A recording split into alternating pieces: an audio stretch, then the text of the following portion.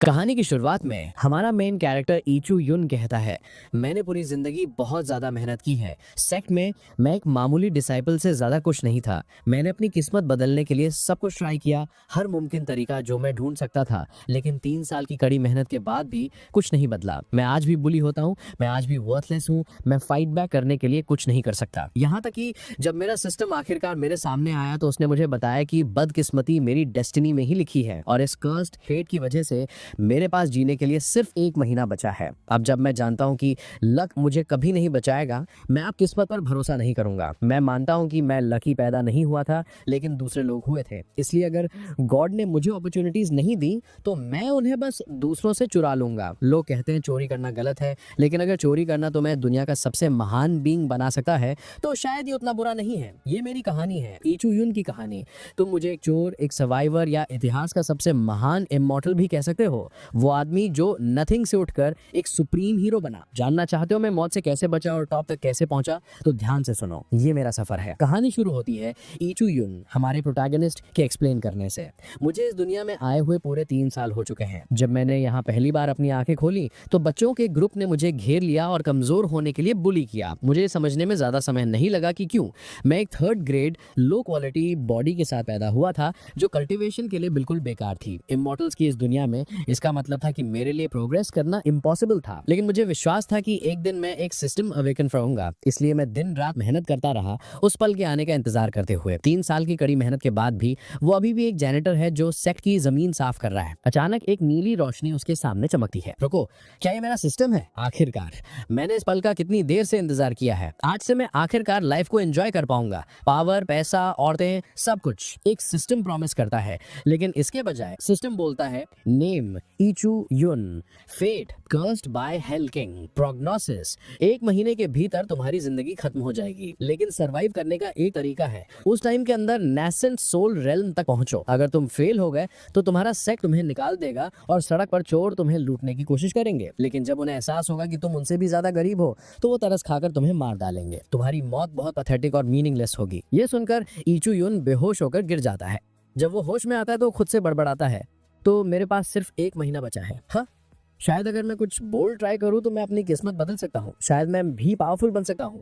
तभी पास में एक हंगामा शुरू हो जाता है। स्वॉर्ड वॉरियर आ रहा है। ईचो युन सोचता है, स्वॉर्ड वॉरियर? क्या ये लोग सीनियर ब्रदर शाओ की बात कर रहे हैं? गेट्स खुलते हैं और सब लोग चीयर करने लगते हैं जब सीनियर ब्रदर शाओ एंटर करता है। वो एक स्टेज 9 नेदरवर्ल्ड रेल्म कल्टीवेटर है, लुआन सेक्ट के एलीट डिसाइपल्स में से एक। तभी ईचो युन को एक अजीब चीज का एहसास होता है। वो लोगों की डेस्टिनीज देख सकता है। रुको, मैं सिर्फ अपनी ही नहीं दूसरों की किस्मत भी देख सकता हूँ। मैं लिटरली उनकी डेस्टिनी पढ़ सकता हूँ। पास खड़े डिसाइपल्स हैरानी से फुसफुसाते हैं। Senior brother Shao insanely powerful है। उसकी तलवार एक ही स्ट्राइक में पहाड़ों को काट सकती है। कुछ दिन पहले एक डिसाइपल ने उसे ऑफेंड कर दिया था। उस बेचारे की लाश पहाड़ों में गहरी दफनाई हुई मिली थी। सब जानते हैं कि शाओ ने उसे मारा है, लेकिन सेक्ट एल्डर्स ने कुछ नहीं कहा। उन्होंने बस उसे वार्न किया कि अगली बार इतने खुलेआम ना मारे। ईचू युन शाओ पिंग तियोन को घूरता है और खुद से कहता है, ये बंदा अमेजिंग लग रहा है। चलो देखते हैं किस्मत ने इसके लिए क्या रखा है। सिस्टम एक्टिवेट होता है और दिखाता है Shao ping Tian, chosen of the heavens. उसकी डेस्टिनी सिर्फ ब्लेसिंग से भरी है। अपनी लाइफ के एंड तक वो ग्रेट एम्परर की गद्दी पर बैठेगा। उसकी तलवार इतनी पावरफुल हो जाएगी कि एक ही झटके से लाखों को मार सकती है। उसका किलिंग इंटेंट डिवाइन लेवल्स तक पहुंच जाएगा, जिससे मॉर्टल्स सह नहीं पाएंगे। आखिर में वो एक गॉड का पोजीशन हासिल कर लेगा। उसकी किस्मत में जल्द ही एक टर्निंग पॉइंट आएगा। बचपी के एक मिशन के दौरान उसे एक ग्रेड 5 स्पिरिचुअल अर्ब मिलेगी। उसे कंज्यूम करने से उसे अगले रेल्म में ब्रेक थ्रू करने में मदद मिलेगी। इचू युन अपनी मुट्ठी भींचता है। तो ये है वो जिसे किस्मत का आशीर्वाद मिला है। और मेरा क्या मैं उसकी कहानी में सिर्फ एक बैकग्राउंड फिलर हूँ? रुको, वो ग्रेड 5 अर्ब वो बहुत रेयर है। अगर मैं उसके पहुंचने से पहले वहां पहुंच गया तो शायद मैं अपनी डेस्टिनी बदल सकता हूँ। मैं आखिरकार समझ गया हूँ कि अपना सिस्टम कैसे यूज करना है। मेरी किस्मत भले ही सड़ी हुई हो, लेकिन मेरे पास एक पावरफुल ऑप्शन बचा है। मैं दूसरों की किस्मत से चोरी कर सकता हूँ। सॉरी ब्रदर शाओ, लेकिन वो अर्ब अब मेरा है। ईचू युन बच पीक की तरफ दौड़ता है, शाओ पिंग तियान से पहले उस अर्ब को ढूंढने के लिए डिटरमिन्ड होकर। एक बार मैंने उसे खा लिया, मेरी डेस्टिनी आखिरकार बदल जाएगी। अब और किसी के आगे झुकना नहीं, अब और बुली नहीं होना। मेरा राइज आज से शुरू होता है। फिर ईचू युन ने जल्दी से उस अर्ब को वहीं खड़े खड़े कंज्यूम कर लिया। वो बड़बड़ाया, इसका टेस्ट ऑफुल है, लेकिन मैं अभी इसकी चिंता नहीं कर सकता। मुझे इसकी पावर को फौरन अब्सॉर्ब करना है। कुछ पल के फोकस्ड मेडिटेशन के बाद इचुयुन ने एक्साइटेडली सोचा, आखिरकार मैंने कर दिखाया, मैंने ब्रेक थ्रू कर लिया। एक ही झटके में मैं पूरे 3 स्टेजेस आगे बढ़ गया हूँ। मैं नेसेंट सोल रेल्म तक पहुंच गया हूँ। सिस्टम ने कहा था कि मुझे पूरा 1 महीना लगेगा, लेकिन मैंने ये सिर्फ 1 घंटे में कर दिखाया। अब मुझे जल्द ही मरने की चिंता करने की जरूरत नहीं है। तभी शाओपिंग टियान चिल्लाते हुए वहां पहुंचा। ओए लड़के, तुम यहाँ क्या कर रहे हो? इचुयुन ने घबराते हुए सोचा। तो यहाँ आना सच में उसकी डेस्टिनी में था। जिस पल मैं यहाँ पहुंचा वो भी आ गया, बिल्कुल जैसा किस्मत ने कहा था। जैसे ही इचुयुन पीछे मुड़ा, वो शॉक में फ्रीज हो गया। शाओपिंग टियान की डेस्टिनी फिर से बदल गई थी। सिस्टम ने रिवील किया, हालांकि शाओपिंग टियान की अल्टीमेट फेट वही रहेगी, लेकिन उसकी लाइफ का टर्निंग पॉइंट शिफ्ट हो गया है। आज का मिशन पूरा करने के बाद घर जाते वक्त उसे नानजिन पीक के पास नदी में कुछ अजीब दिखाई देगा। जब वो इन्वेस्टिगेट करेगा तो उसे एक स्पिरिचुअल वेपन मिलेगा, कोल्ड फ्लेम स्वॉर्ड। इसे हासिल करने से उसकी डेस्टिनी और भी स्ट्रेंथन हो जाएगी। इचुयुन कड़वाहट से बड़बड़ाया, अनबिलीवेबल, ये बंदा तो बेसिकली किस्मत का देवता है। मुझे एक भी अपॉर्चुनिटी नहीं मिलता और ये उनमें डूब रहा है। मैं सोचता था कि लोग बढ़ा चढ़ाकर कहते हैं जब वो कहते हैं कि लक ही सब कुछ है, लेकिन अब मैं देख रहा हूँ कि ये सच है। अगर किस्मत तुम पर मेहरबान हो तो एक बेवकूफ भी हीरो बन सकता है। फिर इचुयुन ने कैजुअल होने का प्रिटेंड करते हुए जोर से कहा, सीनियर ब्रदर, मैं बस यहाँ कल्टिवेटिंग कर रहा था। मैं अभी थोड़ी देर पहले नेसेंट सोल रेल्म तक पहुंचा हूँ, तो मैं यहाँ अपनी एनर्जी को स्टेबिलाईज करने आया था, सच में और कोई रीजन नहीं। शॉपिंग टियान ने ठंडे से जवाब दिया। ओह अच्छा, ऐसा है, ठीक है, तो फिर निकलो यहाँ से। मैंने अपने मास्टर को प्रॉमिस किया है कि मैं अब से लोगों को कैजुअली नहीं मारूंगा। बस यही रीजन है कि तुम अभी तक जिंदा हो। मेरे पास तुम्हें मारने का कोई खास रीजन नहीं है, लेकिन मेरा मन कर रहा है, इसलिए इससे पहले कि मेरा दिमाग बदले निकल जाओ। इचुयुन ने पोलाइटली कहा, सीनियर ब्रदर, क्या आप युंजा पवेलियन की तरफ जा रहे हैं? शॉपिंग टियान ने गुस्से से देखा। तुमसे मतलब मैं कहीं भी जाऊं? इचुयुन ने नर्वसली स्माइल किया। ओ कुछ नहीं ब्रदर, बस वो रास्ता नानजिन पी के पास से गुजरता है और हाल ही में हुई बारिश की वजह से रास्ता काफी खराब है। मैं बस कह रहा था कि अगर आप उस रास्ते से गए तो आपके कपड़े खराब हो सकते हैं। शॉपिंग टियान ने मजाक उड़ाया। तुम्हें मुझे ये बताने की जरूरत नहीं थी, मैं वैसे भी फ्लाइंग करके जा रहा हूँ। वो अपनी सोर्ड पर सवार हुआ और उड़ गया। इचुयुन मन ही मन में मुस्कुराया, कितना बड़ा बेवकूफ है। अगर ये पैदल गया होता तो उसे नदी में वो स्वॉर्ड दिख जाती और फिर मैं उसे कभी नहीं ले पाता, लेकिन उस थोड़े से मिस डायरेक्शन की वजह से वो उसके ठीक ऊपर से उड़कर निकल गया। वो बुरी तरह से हंसा। शॉपिंग टियान, आज से तुम्हारी किस्मत मेरी है, तुम ऑफिशियली मेरे प्राइमरी टारगेट हो। सीन नानजिन पीक पर वाटरफॉल के पास शिफ्ट होता है। इचुयुन ने सोचा, यहाँ का पानी अजीब है, कभी ये उबलता हुआ गर्म लगता है तो कभी बर्फ जैसा ठंडा। इसका मतलब है कि कोल्ड फ्लेम स्वॉर्ड यहीं कहीं आसपास होनी चाहिए। कुछ ही पलों बाद उसने पानी के अंदर कुछ चमकता हुआ देखा। ये वही स्वॉर्ड थी। वो उसे बाहर निकालने के लिए स्ट्रगल करने लगा, अपनी पूरी ताकत लगा दी, लेकिन कई कोशिशों के बाद आखिरकार वो कामयाब हो गया। इचुयुन एक्सप्लेन करता है, किंगमैन कॉन्टिनेंट में कई तरह के वेपन्स होते हैं। प्राइमरी टाइप्स हैं moral weapons, spiritual weapons, treasure weapons और मैजिकल वेपन्स। हर टाइप 3 ग्रेड्स में डिवाइडेड है, लो, मिडिल और हाई। लुजियान सेट के पास सिर्फ एक हाई ग्रेड मैजिकल वेपन है, जिसे वो बहुत जरूरी इमरजेंसी के अलावा कभी यूज नहीं करते। ज्यादातर एल्डर्स अपनी रेगुलर फाइट्स के लिए लो ग्रेड मैजिकल वेपन्स रखते हैं। जो वेपन इचुयुन को अभी मिला है, कोल्ड फ्लेम स्वॉर्ड, वो एक लो ग्रेड मैजिकल वेपन है। इचुयुन ने गर्व से स्वॉर्ड को पकड़ा और कहा, ये भले ही एक लो ग्रेड वेपन है, लेकिन इसकी पावर इनक्रेडिबल है। मैं पहले ही अपनी स्ट्रेंथ को बढ़ते हुए महसूस कर सकता हूँ। मेरी पूरी बॉडी स्ट्रॉन्गर फील कर रही है। अब जबकि मैं नेसेंट रेल्म तक पहुंच गया हूँ और मुझे इतनी पावरफुल स्वॉर्ड मिल गई है, मैंने जरूर अपनी किस्मत पूरी तरह से बदल दी है। फ्यूचर में मैं एक सच में महान कल्टिवेटर बनूंगा। उसने उत्सुकता से अपने सिस्टम से पूछा, सिस्टम दिखाओ अब मेरा फ्यूचर कैसा दिखता है। सिस्टम ने जवाब दिया, इचुयुन ने पूरी जिंदगी स्ट्रगल किया और उसकी कोशिशों से उसकी लाइफ इंप्रूव हुई, लेकिन एक लिफ्ट पर बैटल के दौरान उसके दुश्मन ने उसे नीचे गिरा दिया। उसका शरीर टुकड़ों में बिखर गया और उसकी बहुत बुरी मौत हुई। तुम्हारी लाइफ में जल्दी ही एक मेजर टर्निंग पॉइंट आने वाला है। 1 महीने में एक दुश्मन तुम्हें मार देगा और तुम्हारी मौत इतनी दर्दनाक होगी कि तुम्हारी लाश तक नहीं मिलेगी। इचुयुन शॉक था। क्या ये क्या हो रहा है? मैंने पहले ही अपनी किस्मत बदल दी, मैं स्ट्रॉन्गर हो गया, मुझे ये स्वॉर्ड भी मिल गई, तो फिर ये अभी भी क्यों कह रहा है कि मैं 1 महीने के अंदर मर जाऊंगा? जब वो अभी भी इस खबर को प्रोसेस कर रहा था, उसे अचानक पास ही में किसी के चिल्लाने की आवाज आई। वो तेजी से मुड़ा। ये आवाज, ये तो शाओयू की है। वो बास्टर्ड हमारे सेक्ट में हमेशा ट्रबल खड़ा करता रहता है। उसने मुझे सिर्फ अपने भाई के नाम पर कई बार बुली किया है। इस बार वो किसे परेशान कर रहा है? एक अंधेरे फॉरेस्ट में एक डरी हुई लड़की भाग रही थी, चिल्लाते हुए, प्लीज मेरी मदद करो, कोई मुझे बचाओ, ये मॉन्स्टर्स मेरा पीछा नहीं छोड़ रहे हैं। शाओयू बुरी तरह हंसा। चिल्ला लो जितना चिल्लाना है। इस अंधेरे फॉरेस्ट फॉरेस्ट में कोई तुम्हें बचाने नहीं आने वाला। फिर एक बुरी मुस्कान के साथ वो उस लड़की के कपड़े फाड़ने लगा। उसने एक गंदी मुस्कान के साथ कहा, डरो मत, हम तुम्हारा बहुत अच्छे से ख्याल रखेंगे, तुम्हें जल्दी इसमें मजा आने लगेगा, इसलिए प्रिटेंड करना बंद करो। तभी इचुयुन साइड से आया और ज़ाओ यू की छाती पर जोर से लात मारी। इचुयुन चिल्लाया, एक कमजोर लड़की पर हमला कर रहे हो, तुम्हें जरा भी शर्म नहीं आती? तुम लोग खुद को आदमी कहते कैसे हो? सच कहूँ तो मैंने तुम्हारे जैसा घटिया कचरा पहले कभी नहीं देखा। गुस्से में ज़ाओ यू चिल्लाया, तुम बैस्टर्ड इचुयुन, लगता है तुम्हें जीने का शौक नहीं रहा। तुम्हें पता भी है मेरा भाई कौन है? अगर तुम अभी यहीं से दफा नहीं हुए तो मैं यकीन दिलाता हूँ कि तुम्हें इसका रिग्रेट होगा। ज़ाओ यू का चमचा आगे बढ़ा और बोला, ब्रदर ये आप हम पर छोड़ दो, एक हिट के बाद ये खड़ा भी नहीं हो पाएगा, चलो इस लूजर को खत्म कर देते हैं। और वैसे भी अगर ये यहाँ मर भी गया तो किसी को परवाह नहीं होगी, हम इसे यहीं दफना देंगे और निकल जाएंगे। इचुयुन मुस्कुराया और शांति से कहा, तुम सब मुझ पर एक साथ आ सकते हो अगर चाहो, लेकिन तुम्हारी किस्मत खराब है, आज मेरी किस्मत में मरना नहीं लिखा है। जिस पल वो उस पर झपटे, इचुयुन ने एक ही तेज स्ट्राइक से काउंटर किया और उन सबको फौरन बेहोश कर दिया। वो उनके ऊपर खड़ा हुआ और कहा, तुम सब मेरे सेक्ट से हो, इसलिए मैं तुम्हें इस बार जिंदा छोड़ रहा हूँ, लेकिन इससे पहले कि मेरा दिमाग बदले निकल जाओ।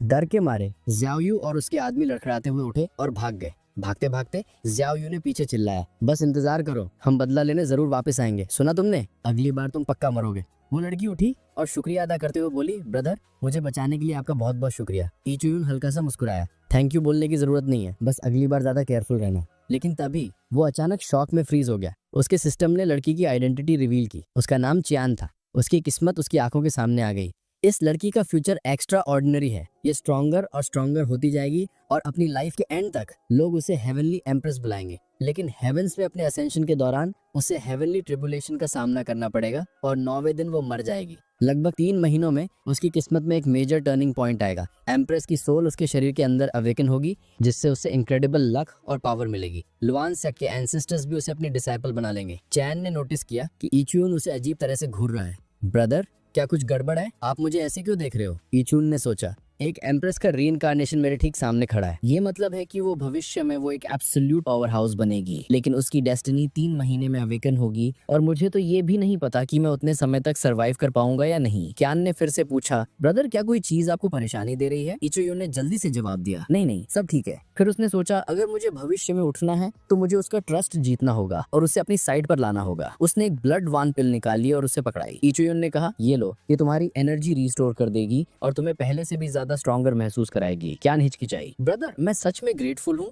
लेकिन ये पिल बहुत एक्सपेंसिव लग रही है, मैं इसे एक्सेप्ट नहीं कर सकती। आपने ऐसी चीज पाने के लिए जरूर बहुत मेहनत की होगी। इचुयुन ने नरमी से उसका हाथ पकड़ा और कहा, फिक्र मत करो, मैं पहले ही नेसेंट रियम तक पहुंच चुका हूँ। ये पिल अब मुझ पर कोई असर नहीं करती, लेकिन तुम्हारे लिए ये तुम्हारी रिकवरी को तेज करेगी। तुम्हें खुद को प्रोटेक्ट करना सीखना होगा। कोई हमेशा तुम्हें बचाने के लिए आसपास नहीं होगा। अगर तुम स्ट्रॉन्गर बन जाओ तो बस वही मुझे खुश कर देगा। जैसे ही इचुयुन वहाँ से गया, क्यान ने उसे प्रशंसा से देखा, सोचते हुए, बिग ब्रदर आप कितने अच्छे इंसान हैं, मैं आपकी काइंडनेस को कभी नहीं भूलूंगी। सीन अब शाओ यू और उसकी गैंग पर शिफ्ट होता है, जो हाँफते हुए फॉरेस्ट में पीछे हट रहे थे। शाओ यू ने कहा, कम से कम उस बेवकूफ ने हमारा पीछा नहीं किया, शुक्र है। उसके आदमियों ने थक कर कहा, ब्रदर वो सोर्ड जो उसने इस्तेमाल की वो बहुत अजीब थी। उस कचरे इचुयुन को इतना पावरफुल वेपन कैसे मिल गया? एक दूसरे ने कहा, ब्रदर अब हमें क्या करना चाहिए? ऐसे तो हम उससे कभी नहीं जीत सके। शाओ यू बुरी तरह मुस्कुराया, क्या तुम भूल गए हो मेरा भाई कौन है? एक बार मैं उसे इसके बारे में बता दूं, वो इंश्योर करेगा कि इचुयुन दर्दनाक मौत मरे और वो अमेजिंग स्वॉर्ड मेरे हाथों में आ जाए। वो लूजर खत्म हो चुका है, बस इंतजार करो, जब मेरा भाई उसका सामना करेगा इचुयुन डर के मारे कांप उठेगा। सीन याइम पवेलियन पर शिफ्ट होता है। इचुयुन अंधेरे कॉरिडोर से सावधानी से चल रहा था, बड़बड़ाते हुए, यहाँ इतना अंधेरा क्यों है? ये जगह डेंजरस लग रही है और आसपास कोई नहीं है। अचानक पीछे से एक आवाज गूंजी, लड़के तुम यहाँ क्या कर रहे हो? चौंकर इचुयुन फ्रीज हो गया। बिग ब्रदर मैं बस यहाँ से गुजर रहा था, मेरा इंट्रूड देने का मतलब नहीं था, प्लीज मुझे माफ कर दीजिए। लेकिन जब वो पीछे मुड़ा, उसे एहसास हुआ कि वो गलती से गिर गया है और सीधा किसी के ऊपर लैंड हुआ है, और वो कोई और नहीं बल्कि शॉपिंग टियान था। शॉपिंग टियान ने गुस्से में चिल्लाया, हटो मेरे ऊपर से अभी के अभी। इचुयुन ने ऑकवर्डली हंसते हुए कहा, सीनियर ब्रदर शाओ क्या इत्तेफाक है, हम आज 3 बार मिल चुके हैं। शाओ ने घूर कर देखा, निकल जाओ यहाँ से, मैं तुम्हारी बकवास सुनने के मूड में नहीं हूँ और तुम्हारा चेहरा देखकर ही मेरा दिमाग खराब हो रहा है। इचुयुन ने कड़वाहट से सोचा, ये बंदा शॉपिंग टियान सच में कुछ अलग ही है। मैं कितनी भी कोशिशें कर लूं, मेरी किस्मत बदलने से इनकार करती है, जबकि इसकी डेस्टिनी लगातार इंप्रूव होती जा रही है और इसे नए नए ट्रेजर्स मिलते जा रहे हैं। सिस्टम के हिसाब से इसे एक और मिलने वाला है, एक लेजेंडरी ट्रेजर। वो 1 महीने बाद अपीयर होगा, लेकिन मुझे उससे पहले हासिल करने से कोई नहीं रोक सकता। अगले दिन इचुयुन ने गर्व से कहा, क्योंकि मैंने नेसेंट रियल में ब्रेक थ्रू कर लिया है, अब मैं एक ऑफिशियल आउटर डिसाइपल हूँ। अब और झाड़ू पोछा नहीं, और अब मेरे पास अपनी खुद की जगह भी है। मैं आखिरकार सेक्ट लाइब्रेरी में भी एंटर कर सका हूँ। चलो देखते हैं यहाँ किसकी डेस्टिनी सबसे ज्यादा शाइन करती है। जैसे ही उसने डिसाइपल्स को एग्जामिन किया, उसने ठंडी सांस ली। ये सब गार्बेज हैं, एक की भी लक ढंग की नहीं है। तभी उसकी नजर एक आदमी रेनफोंग पर पड़ी। सिस्टम ने रिवील किया रेनफोंग की लाइफ में एक मेजर टर्न आने वाला है। इचू युन 5 सन माउंटेन पहुंचा। ट्रेनिंग के बाद अपनी आंखें खोलते हुए वो मुस्कुराया और कहा, अनबिलीवेबल, सिर्फ 2 घंटे में मैं नेसेंट रियम के दूसरे स्टेज तक पहुंच गया हूँ। ये टेक्निक इनक्रेडिबल है। इसने न सिर्फ मेरी स्वॉर्ड्समैनशिप को मजबूत किया है, बल्कि मेरी बॉडी भी अब बहुत पावरफुल महसूस कर रही है। मैं जितना ज्यादा फोर्स यूज करता हूँ, मेरे अटैक्स उतने ही स्ट्रॉन्गर हो जाते हैं। वो एक पल के लिए रुका, फिर उसने कहा, चलो देखते हैं मेरी डेस्टिनी में अब क्या बदला है। चेक करने के बाद उसका चेहरा उदास हो गया। मेरा अंजाम ये अभी भी वैसा ही है, लेकिन टर्निंग पॉइंट बदल गया है। 1 महीने में मरने के बजाय अब मेरी किस्मत में 28 दिनों में मरना लिखा है, और मौत का कारण भी अभी भी वही है। मेरी किस्मत बदल क्यों नहीं रही? मैं चाहे कुछ भी कर लूं, मुझे अभी तक ये भी नहीं पता कि मेरा दुश्मन कौन है। इचू युन ने मुट्ठी भींच ली। मैं अब और चुप नहीं बैठ सका। मैं ये महीना जितनी हो सके उतनी अपॉर्चुनिटीज इकट्ठा करूंगा। हर एक जो मुझे मिलेगी वो मेरे सर्वाइवल के चांसेस बढ़ा देगी। अब ल्यू केव जाने का वक्त आ गया है। वहीं मुझे शॉपिंग टैन का अगला डेस्टिनी इवेंट मिलेगा, और उसकी डेस्टिनी हमेशा चुराने के लिए सबसे बेस्ट होती है। लेकिन जैसे ही उसने ये कहा, उसका पैर फिसला और वो सीधा एक लिफ्ट से नीचे गिर गया। नीचे गिरते वक्त वो कड़वाहट से बड़बड़ाया, ओह, बैड लक होना सच में बहुत बुरा है। अगर मैं बस एक नॉर्मल इंसान होता तो लाइफ सच में बहुत आसान होती। फिर भी मैं गैस करता हूँ कि ये एक ब्लेसिंग है कि मैंने पहले ही ब्रेक थ्रू कर लिया था। अगर मेरी बॉडी इतनी स्ट्रांग नहीं होती तो मैं अब तक मर चुका होता। नीचे लैंड करते ही इचू यन ने हवा सूंघी और तेवर चढ़ाए। उस केव से खून की तेज स्मेल आ रही है। मुझे अंदर चेक करना चाहिए कि क्या हो रहा है। वो जितना अंदर गया, स्मेल उतनी ही स्ट्रॉन्गर होती गई। फिर अचानक इचू यन का पैर किसी नरम चीज पर पड़ा। नीचे देखते ही वो फ्रीज हो गया। फर्श पर दर्जनों कॉर्प्सेस बिखरी पड़ी थी। इससे पहले कि वो रिएक्ट कर पाता, एक आवाज चिल्लाई, कौन है वहाँ? परछाइयों से एक एल्डर और 2 डिसाइपल्स निकले। एल्डर ने खुद को इंट्रोड्यूस किया, लियान पिंग, लुनसियन सेक्ट से फॉरेन अफेयर्स का एल्डर। उसने इचू युन को देखा और कहा, तुम हमारे सेक्ट से हो, है ना? तुम्हारे कपड़ों को देखकर लगता है कि तुम एक आउटर डिसाइपल हो। तुम यहाँ क्या कर रहे हो? क्या तुम किसी मिशन पर हो? इचू यन ने जल्दी से झुककर जवाब दिया, एल्डर, मैं यहाँ गलती से आ गया था। मैं पास की क्लिफ से गिर गया था और खून की महक सूंघने के बाद मैंने जांच करने के लिए उस दिशा में फॉलो किया। एक डिसाइपल वोंग शुआंग ने शक से तेवर चढ़ाए, तुम्हारी कल्टीवेशन को देखते हुए तुम सिर्फ नेसेंट रेल में हो, और फिर भी तुम इतनी ऊंचाई से गिरने के बाद भी बिना किसी चोट के सर्वाइव कर गए। ये अजीब है। मुझे तुम पर भरोसा नहीं है। एल्डर चिंगपिंग ने डांटा, बस करो वोंग शुआंग, हमने आज इस पहाड़ पर बहुत से डिसाइपल्स खो दिए हैं और हमें अभी तक कारण नहीं पता। हमारे पास पहले ही मैन पावर की कमी है। अगर ये लड़का हमारी मदद कर सकता है तो ये उपयोगी होगा। फिर उन्होंने आदेश दिया, वोंग शुआंग, इचू युन, तुम दोनों केव के लेफ्ट साइड में जाओ और सर्वाइवर्स के लिए चेक करो। बहुत से डिसाइपल्स अभी भी मिसिंग है। इचू युन ने सिर हिलाया, समझ गया एल्डर। हल्का सा मुस्कुराते हुए उसने वोंग शुआंग से कहा, सीनियर ब्रदर, चलो चलते हैं। थोड़ी दूर चलने के बाद वोंग शुआंग ने दर्द से कराहते हुए कहा, लिटिल ब्रदर, मुझे लगता है मेरे टखने में मोच आ गई है। तुम मेरे बिना आगे बढ़ो, मैं रिकवर होते ही तुम्हें पकड़ लूंगा। इचू यन ने मन ही मन सोचा, कैसा बेवकूफ है। इसे एहसास ही नहीं हो रहा कि ये आगे आने वाली एक बड़ी अपॉर्चुनिटी को मिस कर रहा है। जैसे ही इचू यन गुफा में और अंदर गया, वो बड़बड़ाया, इसने अपनी किस्मत मुझे बस इसलिए दे दी क्योंकि ये आगे जाने के लिए बहुत लेजी था। वो आगे बढ़ा तो वो किसी इंपॉर्टेंट इंसान से मिलता, कोई ऐसा जो भविष्य में उसकी बहुत मदद कर सकता था। लेकिन क्योंकि उसने हार मान ली, वो अपॉर्चुनिटी अब मेरी है। थोड़ी देर बाद इचू युन की नजर पत्थरों के बीच एक हल्की सी चमक और उसके पास बेहोश पड़े एक आदमी पर पड़ी। इचू युन ने कहा, तो ये वही आदमी होगा जिससे सिस्टम ने मेंशन किया था। हालांकि ये अभी भी सांस ले रहा है। अगर सिस्टम ने कहा है कि ये मेरे भविष्य के लिए इंपॉर्टेंट होगा, तो इस आदमी की आइडेंटिटी जरूर एक्स्ट्राऑर्डिनरी होगी। तभी सिस्टम ने इंफॉर्मेशन डिस्प्ले की, नेम दुआन होंग, फेट एक्सेप्शनल। आखिर में ये सनसेट वैली तक ट्रैवल करेगा, जहां ये एक गॉड के हाथों मारा जाएगा। लेकिन उससे पहले ये एक इमॉर्टल किंग बनेगा और एक बहुत फेमस लेजेंडरी औरत के साथ मरेगा। फिलहाल ये एक टर्निंग पॉइंट पर है। इस केव के अंदर इसकी किस्मत में powerful item mistake yuan embryo को पाना लिखा है। इचू युन की आंखें बड़ी हो गई तो उसे यहाँ एक आर्टिफैक्ट मिलना था, वो मिस्टिक युआन एम्ब्रियो। उसने दुआन हुंग के गाल पर हल्का सा थप्पड़ मारा, हे सीनियर ब्रदर उठो।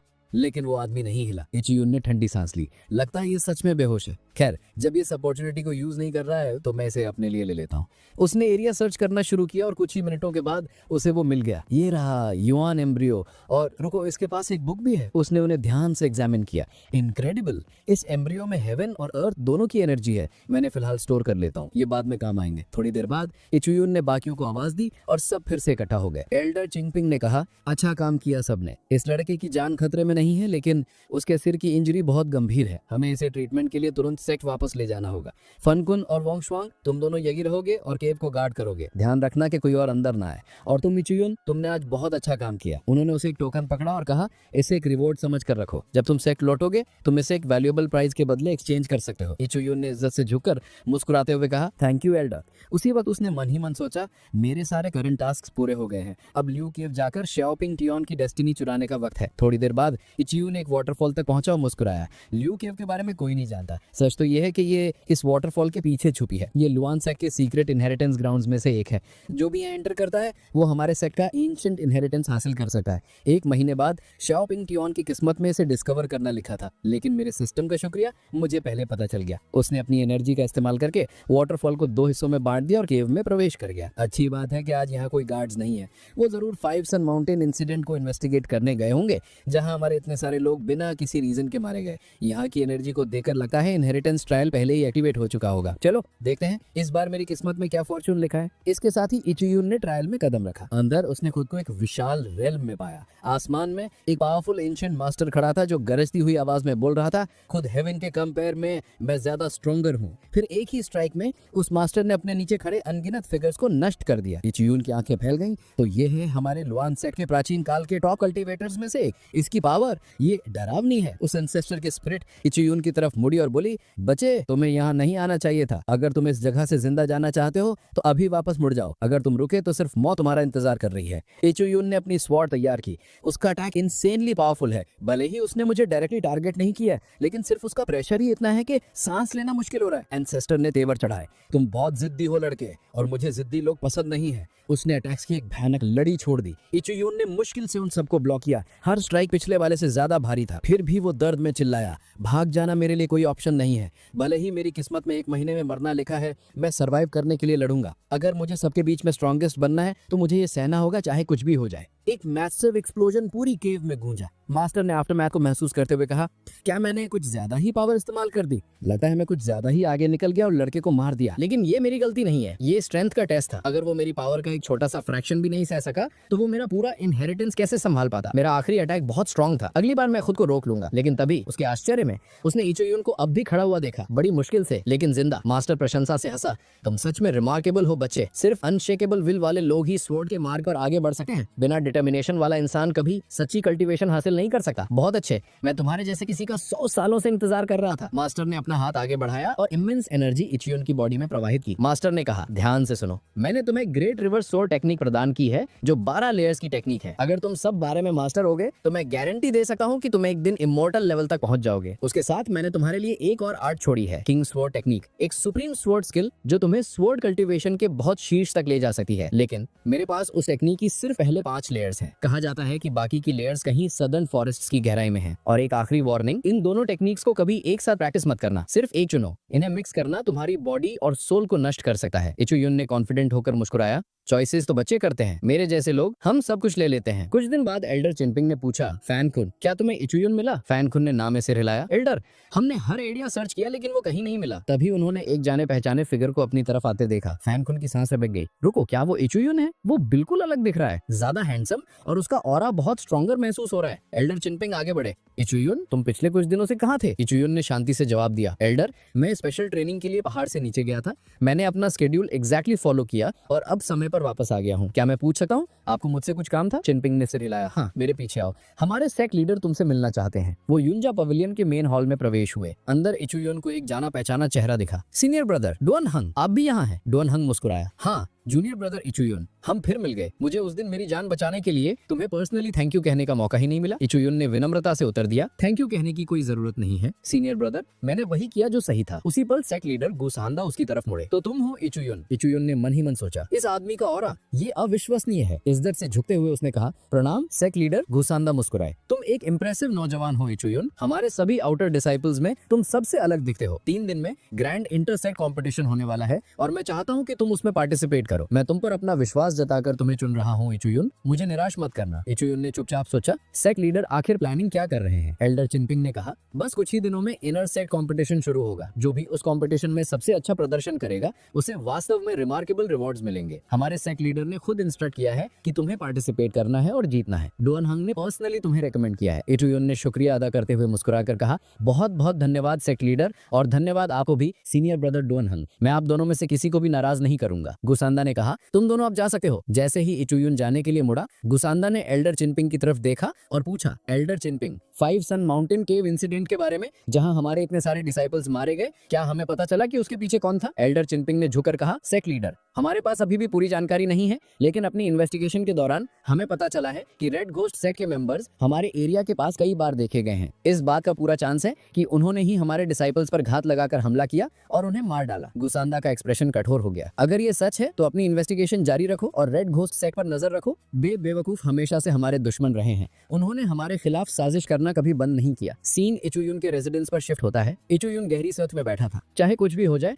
मुझे ये कंपटीशन जीतना ही होगा। अगर मैं फर्स्ट प्लेस ले आया तो मुझे इनर डिसाइपल बना दिया जाएगा और ये मेरे लिए एक बहुत बड़ा स्टेप फॉरवर्ड होगा। वो हल्का सा मुस्कुराया। सिर्फ 4 दिनों में मैंने इनक्रेडिबल प्रोग्रेस की है। मैंने पहले ही ग्रेट रिवर स्वॉर्ड टेक्निक के 3 लेयर्स और किंग स्वॉर्ड टेक्निक के 2 लेवल्स मास्टर कर लिए हैं। सिर्फ 4 दिन की फोकस्ड प्रैक्टिस ने मेरी कल्टीवेशन को नेसेंट रेल्म के 8वें लेवल तक पहुंचा दिया है। और ल्यू केव में ट्रेनिंग करते वक्त मुझे एक rare mental technique, mind flower sword technique भी मिली, जो बैटल्स के दौरान मेरे दिमाग को स्थिर रखने में मदद करती है। इतना सब होने के बाद भी मेरी किस्मत अभी भी नहीं बदली है। अगर मुझे सरवाइव करना है तो मुझे और ज्यादा मेहनत करनी होगी। अचानक इचुयुन को अपने पीछे कुछ महसूस हुआ। एक पत्थर सीधा उसके सिर की तरफ आ रहा था। उसने तेजी से उसे हवा में ही पकड़ा और जोर से वापस फेंक दिया। ऊपर से एक शांत आवाज गूंजी, अच्छे रिफ्लेक्सेस हैं, इंप्रेसिव टेक्निक है। इचुयुन ने ऊपर देखा और एक बूढ़े मास्टर को पेड़ की डाली पर बैठे पाया। उस बूढ़े आदमी ने हल्की मुस्कान के साथ कहा, नौजवान, तुम्हारी बॉडी काफी रिमार्केबल है। लगता है मैं तुम्हारे बारे में गलत नहीं था। उसी वक्त इचुयुन का सिस्टम एक्टिवेट हुआ और जानकारी सामने आई। Name Dan Ping Hu, nature kind hearted and righteous. 100 साल पहले वो बाउंडलेस रेल्म का एक महान कल्टीवेटर था। वो बैटल में बुरी तरह घायल हो गया था और तब से लुअन सेक्ट में चुपचाप रह रहा है, अपनी असली पहचान छिपाकर। बहुत कम लोग जानते हैं कि वो सच में कितना पावरफुल है। इचुयुन ने सोचा, तो ये बूढ़ा आदमी असल में सेक्ट के हिडन सीनियर्स में से एक है। शायद ही कोई जानता है कि ये कितना स्ट्रांग है। तभी सिस्टम ने और दिखाया, होस्ट की किस्मत शिफ्ट हो रही है। वो डार्क स्टार जिसने तुम्हारी डेस्टिनी को ब्लॉक कर रखा था, अब हट गया है। तुम्हारी किस्मत अब एवल स्टार फेट से बढ़कर पर्पल फेट हो गई है, एक अत्यंत शुभ डेस्टिनी। इचुयुन ने तेवर चढ़ाए, मेरी किस्मत बदल गई है, लेकिन काफी नहीं। ये अभी भी कहता है कि मैं 30 दिनों में मर जाऊंगा। खैर, अभी मैं इस बारे में कुछ नहीं कर सका। फिलहाल मुझे ये समझना है कि आखिर ये मार्शल एल्डर मुझे ढूंढते हुए यहाँ क्यों आए हैं। उसने बूढ़े आदमी की तरफ देखा और कहा, सीनियर, क्या आपके पास मेरे लिए कोई सलाह है? पिंग हु गर्मजोशी से हंसा। मुझे पता था कि तुम काफी तेज हो। तुम्हें सेक्ट की एंशिएंट लेगेसी मिली है ना? तो तुम में जरूर बहुत पोटेंशियल है। उसने इचुयुन की तरफ एक छोटा जेड स्क्रॉल फेंका। ये सुप्रीम स्वॉर्ड टेक्निक है। तुम्हारी यूएन एनर्जी अभी अस्थिर है। अगर तुम इस टेक्निक का इस्तेमाल करोगे तो ये तुम्हारे कोर को स्टेबलाइज करने में मदद करेगी और तुम्हारे ट्रेनिंग को अधिक प्रभावशाली बनाएगी। अपनी बॉडी को एक भट्टी की तरह समझो। तुम्हारी एनर्जी जितनी संतुलित होगी उतनी ही ज्यादा पावर पैदा कर सकेगी। इचुयुन ने गहराई से झुककर कहा, थैंक यू सीनियर। पिंगहू ने हाथ हिलाया। थैंक यू कहने की जरूरत नहीं। मैं हमारे सेट के इनर पवेलियन में काम करता हूँ, जहाँ मैं कल्टीवेशन रिसर्च संभालता हूँ। अगर तुम्हें कभी मदद या मार्गदर्शन की जरूरत हो तो मुझे वहाँ ढूंढ लेना। मैं अब बूढ़ा हो गया हूँ और तुम्हारे जैसे होनहार नौजवानों से बात करके मुझे फिर से जिंदा महसूस होता है। इचुयुन मुस्कुराया, तो फिर मैं आपसे जरूर दोबारा मिलने आऊंगा सीनियर। जैसे ही इचुयुन वहाँ से गया, पिंगहू ने उसे देखा और बड़बड़ाया, वो लड़का, उसका दिल अच्छा है। इतने सालों बाद सेट की सच्ची विरासत को आखिरकार एक योग्य उत्तराधिकारी मिल ही गया और मैं खुश हूँ कि वो उसके जैसा कोई है। 3 दिन बाद इंटरसेक्ट कंपटीशन अरीना डिसाइपल से भरा हुआ था। एक आदमी बोला, क्या तुमने सुना, इस साल रिवॉर्ड्स बहुत जबरदस्त हैं। विनर को एक rare divine pill of ascension और हेवनली चैम्बर्स में ट्रेनिंग के लिए एक स्पेशल कल्टीवेशन टिकट मिलेगा। दूसरे डिसाइपल ने उत्साह से जोड़ा, बस इतना ही नहीं, मैंने ये भी सुना है कि एक एल्डर जो दशकों से एकांतवास में थे वापस आ गए हैं। उन्होंने अनाउंस किया है कि जो भी ये कंपटीशन जीतेगा वो उनका पर्सनल डिसाइपल बनेगा। ये बहुत बड़ी बात है। ये किसी की किस्मत पूरी तरह बदल सकती है। इचुयुन ने आसपास देखा और सोचा, तो इसलिए यहाँ इतनी भीड़ है। लेकिन सच कहूँ तो बस ऐसे ही खड़े रहकर इंतजार करना बोरिंग है। तभी किसी ने उसके कंधे पर हाथ मारा। ओए लड़के, ये स्पॉट मेरी है, हट जा वरना मैं तुझे मार के तेरे दांत तोड़ दूंगा। इचू यून ने उसकी तरफ देखा और ठंडे से कहा, लाइन मत काट वरना मैं तुझे ही काट दूंगा। उस आदमी का चेहरा गुस्से से लाल हो गया। ओ क्या कहा तूने अभी? लगता है जीने से मन भर गया है तेरा। इचू यून इतनी तेजी से हिला कि कोई देख भी नहीं पाया। एक ही पंच ने उस आदमी को दूर उड़ा दिया। आसपास सब लोग हैरान रह गए। वाह, ये बंदा तो फेवरेट्स में से एक था ना, और इसने उसे बस एक पंच में हरा दिया। भीड़ में हलचल मच गई। तुमने देखा क्या हुआ? उस आदमी के पास कोई मौका ही नहीं था। ये नया लड़का बहुत ज्यादा ताकतवर है। ऊपर व्यूइंग प्लेटफॉर्म पर रुकेन ने कहा, वो लड़का वो पावरफुल है। उसके बगल में एल्डर कैन ने तेवर चढ़ाए। देखते हैं, वो रेकलेस है, शायद बस एक किस्मत वाला बेवकूफ है। अगर ये मेरे टेस्ट से पहले ही एलिमिनेट हो गया तो बाकी सबके लिए अच्छा होगा। तभी होस्ट ने जोश से अनाउंस किया, इंटरसेक्ट कंपटीशन में 4 राउंड्स होंगे। पहले राउंड में 100 पार्टिसिपेंट स्टेज पर आएंगे और फ्रीली लड़ेंगे। जो कोई भी स्टेज से नीचे गिरेगा वो तुरंत एलिमिनेट होगा। सिर्फ टॉप 30 ही अगले राउंड में एडवांस करेंगे। तुम इसे पहले राउंड का टूर्नामेंट ऑफ पावर कह सकते हो। इचू यून ने अपनी पावर रिलीज करते हुए आत्मविश्वास से कहा,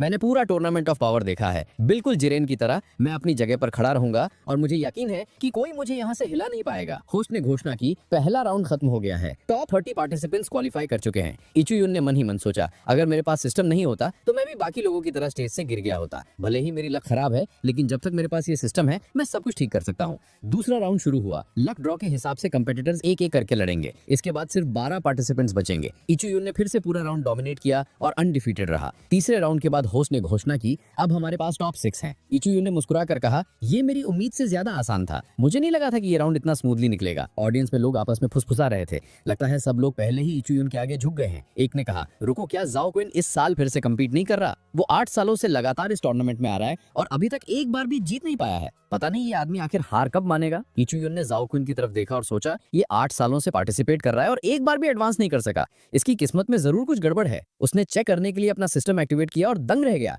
इस आदमी की लक तो मुझसे भी बुरी है। सिस्टम ने डिस्प्ले किया, फेट एक्सट्रीमली अनफॉर्चुनेट। अपनी पूरी लाइफ में ये फेलियर के अलावा कुछ हासिल नहीं करेगा। आज से 1000 साल बाद ये आखिरकार सक्सीड करेगा, लेकिन उसके सिर्फ 1 घंटे बाद मर जाएगा। लेकिन वो जल्द ही एक टर्निंग पॉइंट पर पहुंचने वाला है। उसे जल्द ही एक जेड पेंडेंट मिलेगा जो उसकी डेस्टिनी में थोड़ा बदलाव लाएगा। इचू यून ने धीरे से सांस ली। बेचारा आदमी, इसकी एक सफलता भी बहुत देर से आएगी। ज़ाओ क्विन ने पुकारा, जूनियर ब्रदर, चलो अपना मैच शुरू करते हैं। इचू यून ने सिर हिलाया। भले ही इसकी किस्मत सड़ी हुई हो, लेकिन इसका डिटर्मिनेशन नहीं। मैं इतने दृढ़ किसी को कमजोर नहीं समझ सकता। ज़ाओ क्विन ने इचू यून की तरफ ताबीज की तरह मुट्ठी भर डाइस फेंके और अपनी की से उनका आकार तब तक बढ़ाया जब तक उन्होंने आधा स्टेज नहीं भर दिया। इचू यून ने शांति से एक के बाद एक उन सबको अपने नंगे हाथों से तोड़ दिया। स्पेक्टेटर्स दंग रह गए। वाह, इचू यून ने सारे डाइस बस कुछ ही पंचेस में तोड़ दिए। वो 3 साल तक एक वर्किंग डिसाइपल था, लेकिन अब लगता है कि वो इस बार पक्का इनर डिसाइपल बनेगा। ज़ाओ क्विन चिल्लाया, ये तो बस वार्म अप था, अब मैं तुम्हें अपनी असली टेक्निक दिखाता हूँ। मैंने 7 सालों से ट्रेन किया है। उसने छलांग लगाई, लेकिन जैसे ही वो हिला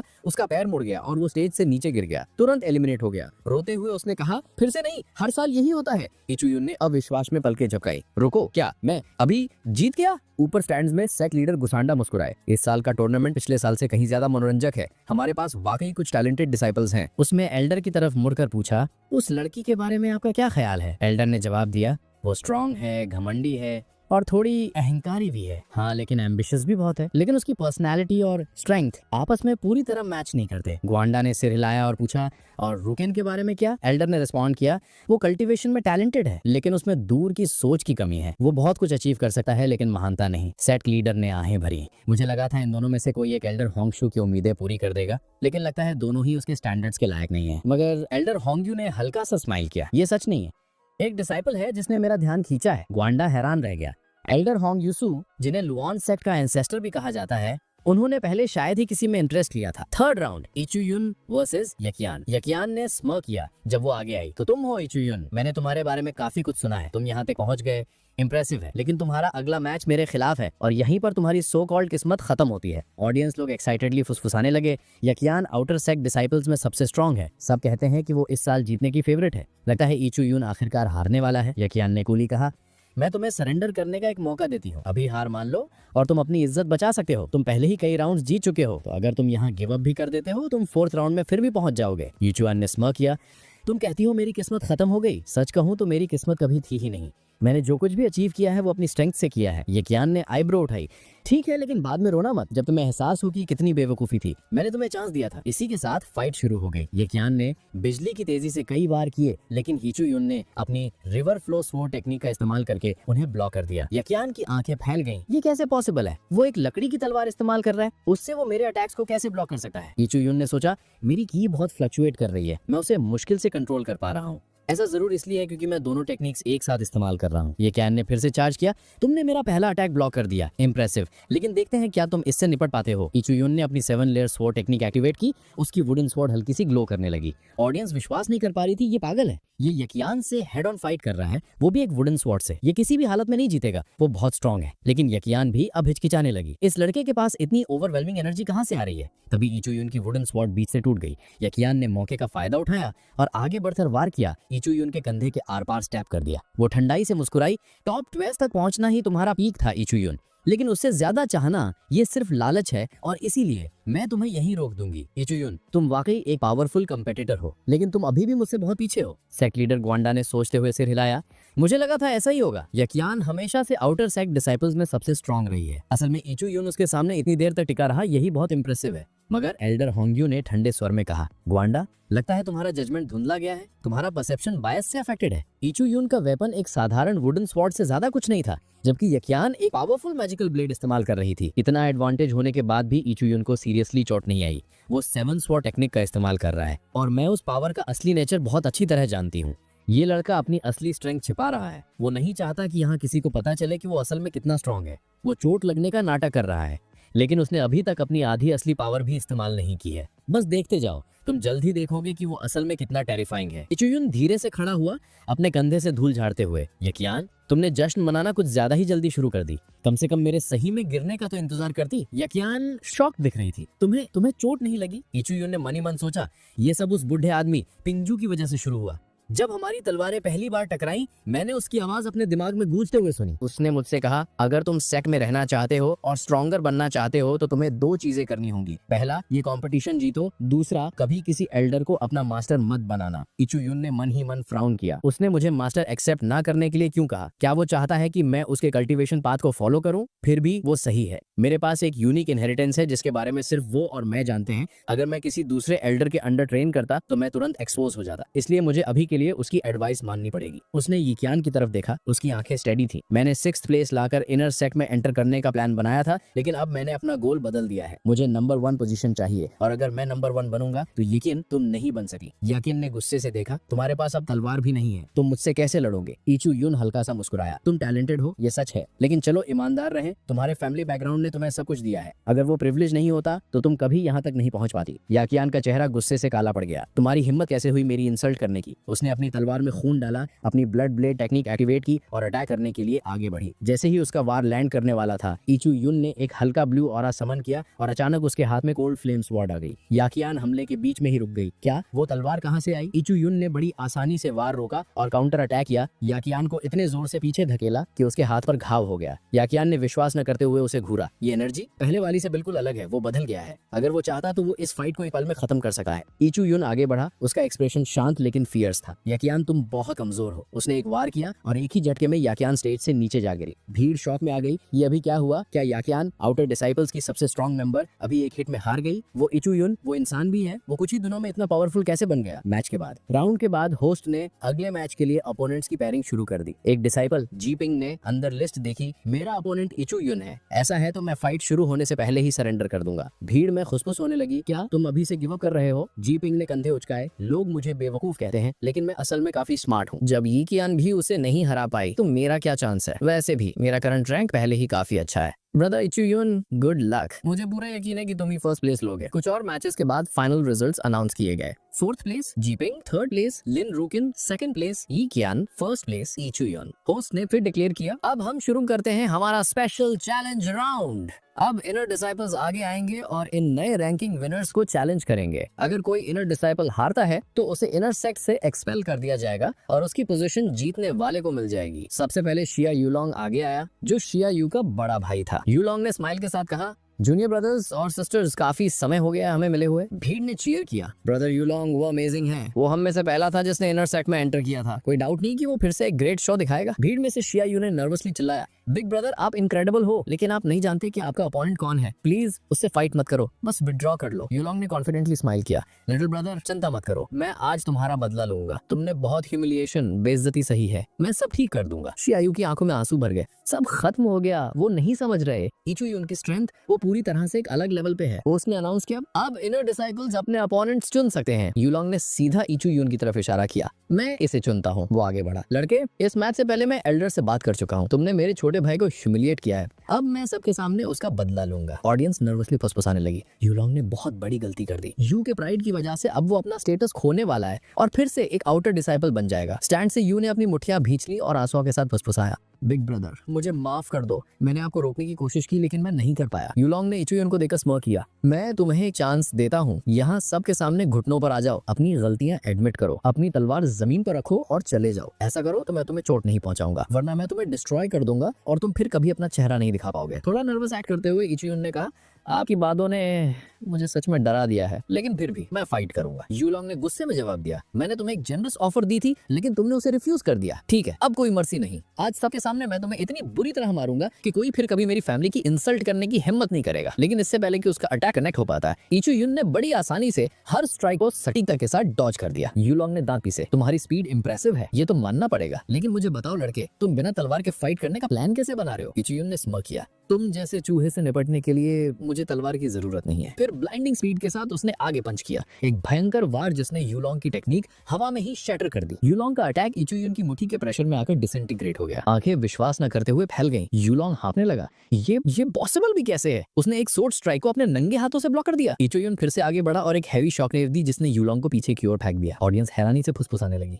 गेम खत्म, यूलोंग फिनिश हो गया। इचुयुन के अटैक्स बहुत खौफनाक हैं। एक स्ट्राइक और उसने उसे पूरी तरह से ओवरवेल्म कर दिया। जैसे ही यूलोंग की बॉडी अरीना से बाहर फेंकी जा रही थी, उसने कांपते हुए इचुयुन का एंकल पकड़ लिया। इचुयुन ने उसे ठंडे स्वर में देखा, ये क्या है? अभी भी हार नहीं मानी। उसने यूलोंग को पकड़ा और उसे बार बार स्टेज पर वापस पटका। होस्ट ने चिल्लाया, इचुयुन बस करो, यूलोंग बेहोश हो चुका है, तुम्हें कंटिन्यू करने की जरूरत नहीं है। दर्शकों ने फुसफुसाया, वो साफ साफ बदला ले रहा है, लेकिन किस चीज के लिए? इचुयुन ने शांति से कहा, मैं रुक जाता, लेकिन ब्रदर यूलोंग ने अभी तक हार नहीं अपनाई थी। ब्रदर शाओ यूलोंग कैप कंटिन्यू करना चाहते हैं? हाँ कहिए और हम जारी रखेंगे। कांपते और रोते हुए यूलोंग हाफने लगा, नहीं प्लीज और नहीं, मैं यहाँ सबके सामने अपनी हार एडमिट करता हूँ। पूरी भीड़ शांत हो गई। ये सबसे ह्यूमिलिएटिंग हार थी जो किसी ने देखी थी। शाओ युन ने अपना चेहरा ढक लिया और फुसफुसाया, आई एम सॉरी ब्रदर, मुझे माफ कर दो। Special announcement. होस्ट आगे बढ़ा और अनाउंस किया, इनर सेट कॉम्पिटिशन अब समाप्त होता है। 4 डिसाइपल्स ने इनर सेट में एंट्री के लिए क्वालिफाई कर लिया है। जैसा कि प्रॉमिस किया गया था, चारों को एक्स्ट्राऑर्डिनरी रिवॉर्ड्स मिलेंगे, लेकिन इसके अलावा एक स्पेशल अनाउंसमेंट है। भीड़ बेचैन हो गई जब वो एल्डर होंगशू की तरफ मुड़ी। वो एल्डर होंगशू नहीं है जो सालों से एकांतवास में थी? हाँ, वो किंगशिया पीक से है, राइट? सेट लीडर ग्वांडा ने कहा, हाँ, किंगशिया पीक की एल्डर होंगशू आज यहाँ एक पर्सनल डिसाइपल सिलेक्ट करने के लिए आई हैं। ये सुनते ही एक्यान की आंखें एक्साइटमेंट से चमक उठी। एल्डर होंगशू ने एक्यान को देखा और कहा, एक्यान, मैंने डिसाइड किया है कि मैं तुम्हें अपना पर्सनल डिसाइपल बनाना चाहती हूँ। मैं ये दावा नहीं करूंगी कि मैं दुनिया की सबसे बड़ी स्वॉर्ड मास्टर हूँ, लेकिन अभी गिनती के ही लोग जिंदा हैं जो मेरे सामने टिक सकते हैं। अगर तुम मुझे अपने मास्टर के रूप में एक्सेप्ट करते हो तो तुम्हें फ्यूचर में बहुत लाभ मिलेंगे और मेरी गाइडेंस में तुम कभी हार का सामना नहीं करोगे। इसके अलावा मेरे किंगशिया पीक पर बहुत सी फीमेल डिसाइपल्स हैं। अगर तुम एक्सेप्ट करते हो तो मैं तुम्हारे लिए एक सूटेबल मैरिज भी अरेंज करवा सकती हूँ। भीड़ हैरान रह गई, क्या किंगशिया पीक ने आज तक किसी मेल डिसाइपल को एक्सेप्ट नहीं किया था? वो एक्यान के लिए अपने सेट रूल्स तोड़ रही हैं। वो अनबिलीवेबली लकी है। अगर वो उन्हें ज्वाइन कर लेता है तो उसकी पूरी डेस्टिनी बदल जाएगी। इचू युन ने गहरी सांस ली और सम्मान पूर्वक जवाब दिया, एल्डर होंगशू, मैं आपके ऑफर के लिए आपका दिल से धन्यवाद करता हूँ। मैंने इस कॉम्पिटिशन में खुद को प्रूव करने और सेट का डिसाइपल बनने का चांस पाने के लिए एंटर किया था, लेकिन सच कहूँ तो मुझे मास्टर की जरूरत नहीं है। पूरा हॉल शांत हो गया। उसने अपनी बात जारी रखी, तो एल्डर होंगशू, प्लीज मुझे माफ कर दीजिए, लेकिन मुझे मना करना होगा। पूरे अरीना में हैरानी की आवाजें गूंज उठी। सब लोग अविश्वास से घूर रहे थे। आज तक किसी ने किंगशिया पीक से मिले ऑफर को रिफ्यूज नहीं किया था। एल्डर होंगशू का चेहरा गंभीर हो गया। तुमने अभी क्या कहा लड़के? ग्वांडा ने बीच में बोला। बच्चे, बेवकूफी मत करो। एल्डर होंगशू ने दशबों से किसी को पर्सनल डिसाइपल नहीं बनाया है। तुम्हें एहसास है ये कितना रेयर मौका है? अगर तुमने अब उन्हें रिजेक्ट कर दिया तो तुम अपनी बाकी जिंदगी पछताओगे। दोबारा बोलने से पहले अच्छी तरह सोच लो। इचुयुन ने अपना सिर झुकाया। सेट लीडर, मैं मजाक नहीं कर रहा हूँ, मैं सच कह रहा हूँ। मैं किसी का पर्सनल डिसाइपल नहीं बनना चाहता। इनर सेक्ट में एक्सेप्ट हो जाना ही मेरे लिए बहुत बड़ा सम्मान है। एल्डर होंगशू, मैं आपके ऑफर के लिए आभारी हूँ, लेकिन मुझे रिस्पेक्टफुली मना ही करना होगा। सब लोग स्टंड होकर शांत हो गए। एक पॉज के बाद एल्डर होंगशू धीरे से हंसी।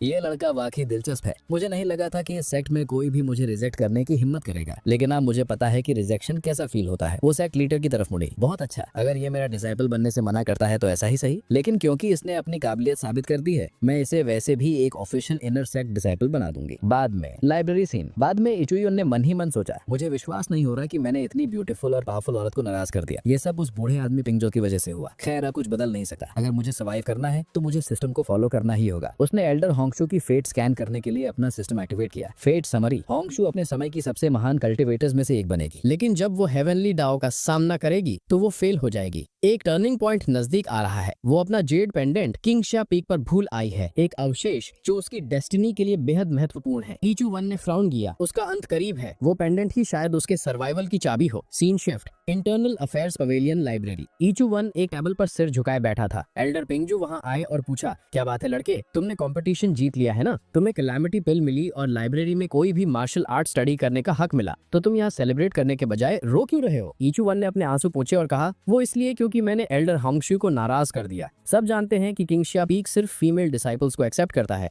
और फिर भी उन्होंने मुझे अपने अंडर लेने का ऑफर दिया और मैंने उन्हें मना कर दिया। आप नहीं समझ सकते कि मुझे अंदर से कितना पेन फील हो रहा है। एल्डर पिंगजू ने धीरे से कहा, रोना बंद करो बच्चे, मैं तुमसे प्रॉमिस करता हूँ कि सिर्फ 1 महीने के अंदर मैं तुम्हें यू हाई रेल में पहुंचा दूंगा। ये सुनते ही ईचू वन का चेहरा खुशी से चमक उठा। मास्टर पिंगजू, सच में आप सीरियस हैं? पिंगजू मुस्कुराए। ऑफ कोर्स मैं सीरियस हूँ। क्या मैंने तुमसे होंगशू का ऑफर रिजेक्ट करने को नहीं कहा था? तुम्हें क्या लगता है मैं बिना किसी प्लान के ऐसा कहता? चलो पहले लाइब्रेरी के 3rd फ्लोर पर चलते हैं और तुम्हारे लिए एक बुक सिलेक्ट करते हैं। अब सब कुछ तुम्हारी किस्मत पर है, देखते हैं तुम्हें कैसी टेक्निक मिलती है। ईचू वन ने मन ही मन सोचा, 3rd फ्लोर पर कदम रखने के लिए भी आमतौर पर बहुत हाई स्टेटस की जरूरत होती है, कम से कम एक मास्टर के पर्सनल डिसाइपल की पोजीशन। और फिर भी मुझे यहाँ इतनी आसानी से एक्सेस मिल रहा है। ये बूढ़ा आदमी सच में कुछ खास है। आधे घंटे तक ढूंढने के बाद पिंगजू ने बेचैनी से सांस छोड़ी। तुम कब से यहीं खड़े हो? तुम्हें अभी तक कोई बुक नहीं मिली? जल्दी करो और एक चुन लो। मैं बोर हो रहा हूँ, ईचुन ने जवाब दिया। यहाँ बहुत सारी फाइटिंग टेक्निक्स हैं, लेकिन मुझे ब्रूट कॉम्बैट से रिलेटेड कुछ नहीं चाहिए। मैं जो ढूंढ रहा हूँ वो एक मूवमेंट टेक्निक है, कुछ ऐसा जो एजिलिटी और स्पीड इंप्रूव करे। यहाँ कुछ है जो इंटरेस्टिंग लग रही है, लेकिन मैं डिसाइड नहीं कर पा रहा हूँ कि कौन सी चूज करूँ। पिंगजू उसे सोचते हुए देख रहा था। ये लड़का ज्यादातर लोगों से स्मार्ट है। भले ही वो एक स्वॉर्ड कल्टीवेटर है, वो दूसरे डिसिप्लिन को भी वैल्यू देता है। ज्यादातर स्वॉर्ड कल्टीवेटर्स एक बड़ी गलती करते हैं, वो बॉडी रिफाइनमेंट और मूवमेंट टेक्निक्स को इग्नोर कर देते हैं, जिससे उनकी आगे की ग्रोथ रुक जाती है। लेकिन ये वाला ये बैलेंस समझता है, फिर भी ये कंफ्यूज लग रहा है। मुझे इसकी मदद करनी चाहिए। पिंगजू ने एक बुक की तरफ हाथ बढ़ाया और इचुयुन को दे दी। ये वाली, इसका नाम है सोल स्टेप टेक्निक। एक बार मास्टर कर लो तो तुम्हारे कदम हवा जैसे हल्के हो जाएंगे। ये अपर ग्रेड अर्थली मूवमेंट टेक्निक है। ये तुम्हारी स्पीड और फ्लेक्सिबिलिटी को बहुत बढ़ा सकती है।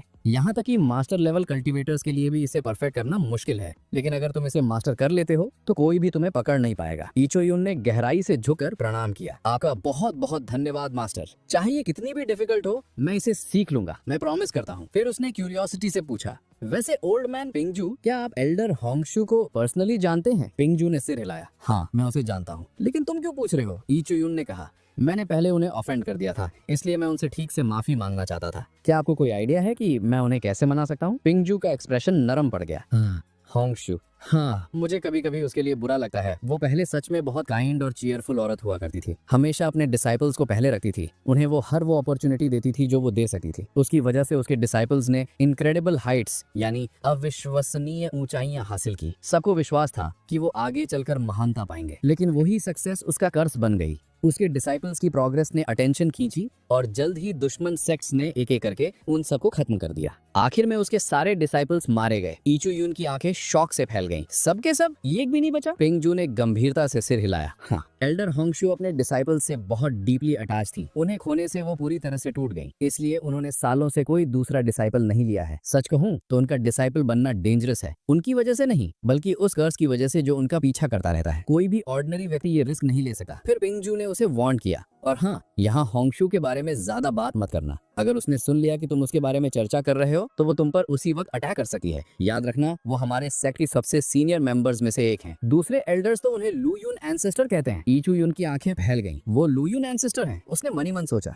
मुझे याद है मैंने क्यान के नोट्स में पढ़ा था कि वो लू यून एंसेस्टर की डिसाइपल बनने के लिए डेस्टिन्ड है।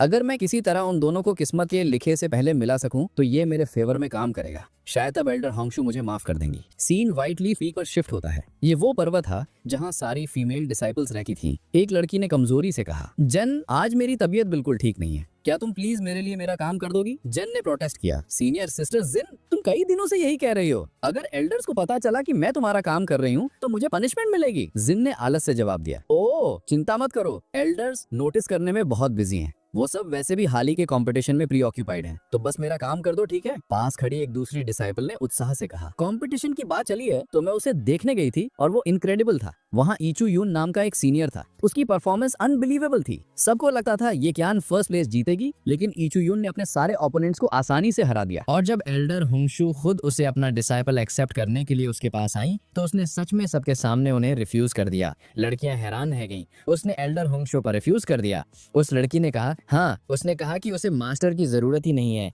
वो ये कहते हुए बहुत कूल लग रहा था। ऐसा कहने के लिए गट्स चाहिए। सिर ने अपने हाथ बांध लिए। एल्डर होंगशू ने जरूर उसे कुछ खास ऑफर नहीं किया होगा, बस इतना ही है। तुम्हें याद है ना, हमारी लीडर ने सीनियर ब्रदर शियाओ पिंगटियन को पाने के लिए कितनी मेहनत की थी। उसने उसके लिए अपना सब कुछ ऑफर कर दिया था। तभी जेन ने धीरे से कहा, मुझे पहले से पता था कि सीनियर ब्रदर इचू यून अमेजिंग है। वो स्ट्रांग हैं, टैलेंटेड हैं और बिल्कुल भी एरोगेंट नहीं है। अगर उन्होंने एल्डर होंगशो को मना किया है तो मुझे यकीन है कि उनके पास कोई अच्छा रीजन होगा। बाकी लड़कियां हंस पड़ी। हाँ, इसे सुनो, ये ऐसे बात कर रही है जैसे वो उसे पर्सनली जानती हो। सिन ने स्मर्क किया। संभल के जेन, उसका नाम इतने कैजुअली मत लो। अगर किसी ने तुम्हें सीनियर ब्रदर इचू यून कहते हुए सुन लिया तो तुम मुसीबत में पड़ जाओगी। तुम वैसे भी उसके जैसे किसी के करीब कभी नहीं पहुंच पाओगी। कहते हैं कि सीनियर कल्टीवेटर्स भी उसके सामने नहीं टिकते। वो तुम्हारी पहुंच से बहुत बाहर है।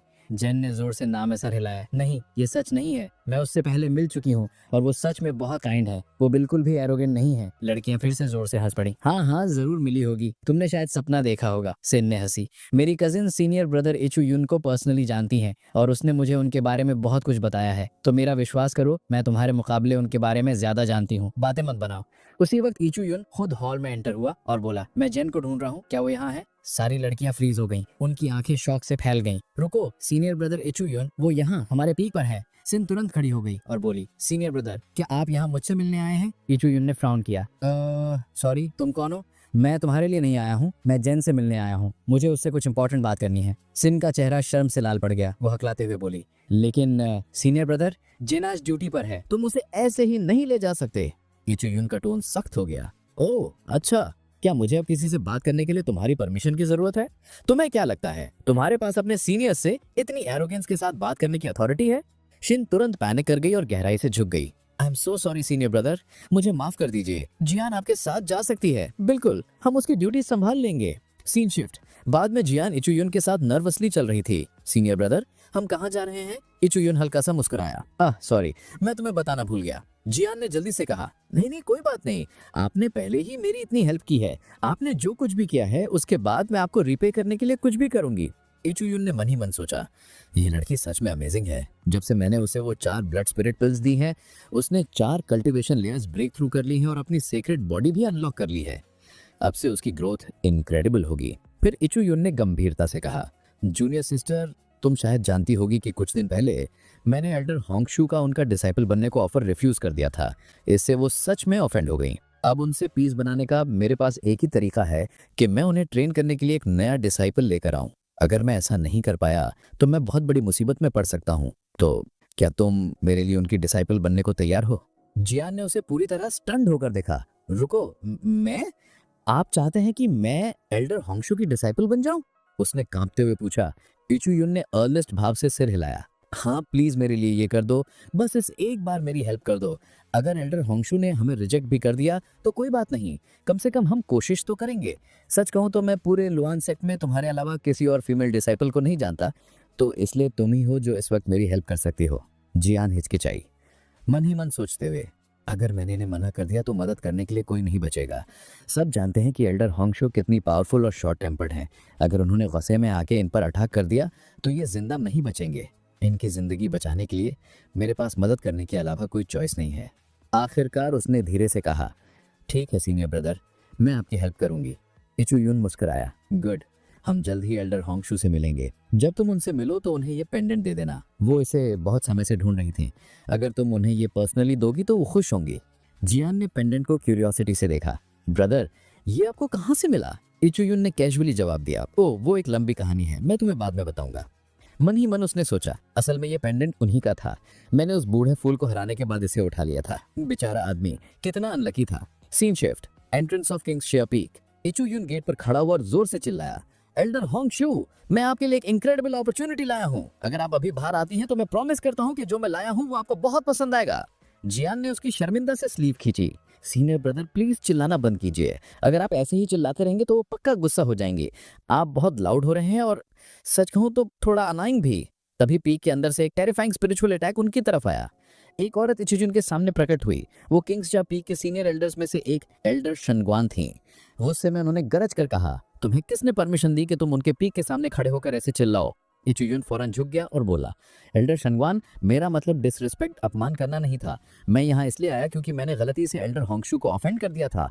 मैं बस अपोलोजाइज करना चाहता हूँ और चीजें ठीक करना चाहता हूँ और कुछ नहीं। शनग्वान ने ठंडे स्वर में कहा, तो तुम अपोलोजाइज करने आए हो और यह है तुम्हारा तरीका, अपने साथ एक बॉडी टेम्परिंग रियल्म की लड़की को लाकर? तुम्हें सच में लगता है कि तुम इस बच्ची के जरिए एल्डर होंगशू को शांत कर सकते हो? तुम्हें सच में हमारे एल्डर्स को फूल समझाए क्या? मैं खुद तुम्हें सबक सिखाऊंगी। बिना कोई वार्निंग दिए उसने इचुयुन पर एक डेडली स्ट्राइक लॉन्च कर दी। इचुयुन ने तेजी से सोचा, ये पागल है, अगर इसका एक भी अटैक लैंड हो गया तो मैं खत्म हूँ। लेकिन इससे पहले कि वो ब्लो लगता, उनके बीच एक तलवार चमकी। डुआन होंग ठीक समय पर प्रकट हुआ और उसने अटैक को ब्लॉक कर दिया। एल्डर, आप मेरे जूनियर ब्रदर पर ऐसे अटैक नहीं कर सके। शैनगुआन की आंखें सिकुड़ गईं। तुम्हारी हिम्मत हुई मेरा अटैक रोकने की? डुआन होंग ने रिस्पेक्ट से झुककर कहा, एल्डर, मैं समझता हूँ कि मेरे जूनियर ब्रदर ने एल्डर होंगशू को ऑफेंड किया, लेकिन वो यहाँ सिंसियरली अपोलोजाइज करने आया है। जब वो सुलह करने आया है तो उस पर अटैक करना गलत है, इसलिए मैंने इंटरवीन किया। शानगुआन ने दहाड़ते हुए फिर एक स्ट्राइक भेजा। तुम सिर्फ एक डिसाइपल हो, मुझे ये मत बताओ कि क्या सही है और क्या गलत। इससे पहले कि ये क्लैश और बढ़ता, एल्डर होंगसू खुद वहाँ प्रकट हुई। उनकी प्रेजेंस ने तुरंत सबको चुप करा दिया। शानगुआन, तुम क्या कर रही हो? इसे तुरंत रोक दो वरना तुम यहाँ सबको हर्ट कर दोगी। फिर उन्होंने इचू युन की ओर देखा। अब लड़के, दिखाओ कि तुम अपनी सिंसियरिटी साबित करने के लिए क्या लाए हो, लेकिन मेरी बात ध्यान से सुनो। अगर तुम्हारा गिफ्ट थोड़ा भी वर्थनेस निकला तो मैं तुम्हारी सोल खुद डिस्ट्रॉय कर दूंगी। इचू युन गहराई से झुका। एल्डर होंगसू, मैं इस जूनियर सिस्टर को अपने साथ लाया हूँ। पूरे सेक्ट में इनके जितना वर्दी कोई नहीं है जो आपका डिसाइपल बनने के लायक हो। जियान की आंखें फैल गईं। सीनियर ब्रदर, आप ये क्या कह रहे हैं? इचू युन ने धीमे से कहा, डोंट वरी, बस उन्हें वो पेंडेंट दे दो जो मैंने तुम्हें दिया था। जियान ने नर्वस होकर कदम बढ़ाए। एल्डर होंगसू, मुझे ये पेंडेंट किंगशिया पी के पास मिला, मुझे लगा ये शायद आपका है, इसलिए मैं इसे वापस लाने आई हूँ। शैनगुआन ने ताना मारा, हाँ, ये सस्ता सा ट्रिंकेट, ये तो किसी वैल्यूएबल मटेरियल से भी नहीं बना है, बस प्लेन मेटल है। तुम दोनों को मरने की बड़ी जल्दी है, अगर तुम्हें लगता है इससे वो खुश होंगी। लेकिन जैसे ही एल्डर होंगसू ने वो पेंडेंट देखा, उनका एक्सप्रेशन बदल गया। उनकी आंखें नर्म पड़ गईं। समझ गई, तो ये वही पेंडेंट है। शानगुआन, पीछे हटो, मुझे जियान से अकेले में बात करनी है। शानगुआन ने फ्राउन किया। ठीक है एल्डर, लेकिन मुझे अब भी लगता है कि ये लड़की ऑर्डिनरी है। इचू यून इसके बारे में जो कह रहा है वो सच नहीं हो सकता। एल्डर होंगसू ने ठंडे स्वर में कहा, बस बहुत हुआ शानगुआन, मैंने कहा पीछे हटो, मैं इसे खुद संभाल लूंगी। शानगुआन के जाने के बाद होंगसू हल्का सा मुस्कुराई। ये बच्ची हाल ही में अवेकेंड हुई है ना? इसका टैलेंट एक्स्ट्रा ऑर्डिनरी है। मैं बता सकती हूँ कि ये बहुत कम समय में बेहद पावरफुल बन जाएगी, शायद दुनिया की सबसे महान कल्टिवेटर्स में से एक। ये लड़की बिल्कुल ऑर्डिनरी नहीं है। इसकी वेन्स में डिवाइन फ्लेम ब्लड लाइन बह रही है, जो अस्तित्व में सबसे रेयर और स्ट्रॉन्गेस्ट ब्लड लाइंस में से एक है। जियान हैरान रह गई। एल्डर होंगसू, क्या आप मेरे बारे में बात कर रही हैं? होंगसू ने सिर हिलाया। लगता है इचू युन, तुम सही थे, तुम वाकई मेरे लिए एक एक्सेप्शनल डिसाइपल लाए हो। लेकिन मुझे बताओ, इतना वैल्यूएबल गिफ्ट कोई फ्री में नहीं देता, तुम्हें बदले में क्या चाहिए? इचू युन मुस्कुराया। मैं जानता था एल्डर होंगसू, आप बेहद क्लेवर हैं। मैं सिर्फ एक वादा चाहता हूँ, अगर फ्यूचर में मैं किसी लाइफ थ्रेटनिंग सिचुएशन में फंस गया जिससे मैं खुद नहीं निकल सका, तो क्या आप मुझे बचाने आएंगी? होंगसू धीरे से मुस्कुराई। तो आखिरकार तुम्हें मौत से डर लगता है लड़के? फिर उन्होंने मन ही मन सोचा। यहाँ तक कि शानगुआन भी जियान का असली पोटेंशियल नहीं पहचान पाई, लेकिन इचू युन ने इंस्टेंटली उसकी ब्लड लाइन देख ली। ये लड़का फैसिनेटिंग है। आखिर में उसने कहा, बहुत अच्छा, ये लो एक गोल्डन लीफ चार्म, ये तुम्हारी लाइफ एक बार प्रोटेक्ट करेगा, और एक ग्रेटिट्यूड के जेस्चर के तौर पर मैं एक पब्लिक अनाउंसमेंट करूंगी। आज से तुम दोनों ऑफिशियली किंगशिया पी का हिस्सा हो। इचू युन, तुम्हारा अभी कोई मास्टर नहीं होगा, लेकिन अब से तुम मेरे पी को बिलोंग करते हो। इसका मतलब है फ्यूचर में तुम्हारी रिस्पॉन्सिबिलिटी हमारी होगी, लेकिन तुम्हें हर हफ्ते कम से कम एक बार मेरे पीक पर आना होगा। अगर तुम नहीं आए तो मैं तुम्हारी सेफ्टी की गारंटी नहीं लूंगी। इचू यून की आंखों में आंसू भर आए। उसने कहा, एल्डर होंगशू, आपका बहुत बहुत धन्यवाद। आप नहीं जानती आपने आज मुझ पर कितना बड़ा एहसान किया है। तभी डुआन हुंग पास आया और बोला, ब्रदर, लगता है आखिरकार सब ठीक हो गया। इचू यून हल्का सा मुस्कुराया। हाँ ब्रदर डुआन, थैंक यू। सच में, अगर आपने पहले एल्डर शानकुआन को नहीं रोका होता तो मैं अब तक मारा जा चुका होता। डुआन हुंग ने हाथ हिलाते हुए कहा, अरे मेंशन मत करो, हम भाई हैं आखिरकार। वैसे भी मैं बस वहां से गुजर रहा था। बाय द वे, मैंने तुम्हारी फाइट एक यान के साथ देखी और सच कहूं वो इनक्रेडिबल थी। तुम एक रिमार्केबल फाइटर हो इचू यून। वो मैच देखकर मेरा पूरा दिन बन गया। तुम इनर सेक्ट में हाए हुए ज्यादा समय नहीं हुआ है ना? क्यों ना हम कभी साथ में ट्रेन करें? मैं स्वॉट टेक्निक्स में स्पेशलाइज करता हूँ और मैं उन्हें सीखने में तुम्हारी मदद कर सकता हूँ। इचू यून ने खुशी से सिर हिलाया। ये बहुत अच्छा आइडिया है ब्रदर। अगर हम साथ ट्रेन करेंगे तो हम दोनों को बहुत फायदा होगा। कुछ दिन बाद इचू यून अकेला खड़ा इधर उधर देख रहा था। ब्रदर डुआन आज नजर नहीं आए। वो ट्रेनिंग के लिए आमतौर पर इतने पंक्चुअल होते हैं, लेकिन आज बहुत लेट हैं। खैर, मैं एल्डर पिंगचू और ब्रदर डुआन के साथ काफी समय से प्रैक्टिस कर रहा हूँ, फिर भी मेरा कल्टीवेशन बिल्कुल भी एडवांस नहीं हुआ है। मैं नेसेंट रैम के 9th लेवल पर पूरी तरह स्टक हो गया हूँ। एल्डर पिंगजू ने कहा था कि ब्रेक थ्रू करने के लिए मुझे रियल कॉम्बैट एक्सपीरियंस की जरूरत पड़ेगी। सिर्फ कल्टीवेशन करने से कुछ नहीं होगा, लेकिन एक्चुअल फाइट मुझे कहाँ मिलेगी? तभी उसने 2 डिसाइपल्स को भागते हुए देखा। उनमें से एक चिल्लाया, 5 सन माउंटेन केव पर अटैक हुआ है। हमारे कई डिसाइपल्स मारे गए हैं और जो एल्डर्स वहां गार्ड कर रहे थे वो पहले ही हेल्प के लिए जा चुके हैं। घायल डिसाइपल्स को वापस लाया जा रहा है और बाकी सभी सेक्ट मेंबर्स को असिस्ट करने के लिए बुलाया जा रहा है। इचू यून की आंखें फैल गईं। 5 सन माउंटेन पर अटैक हुआ है। ब्रदर डुआन जरूर वहीं गए होंगे, इसलिए वो आज नहीं दिखे।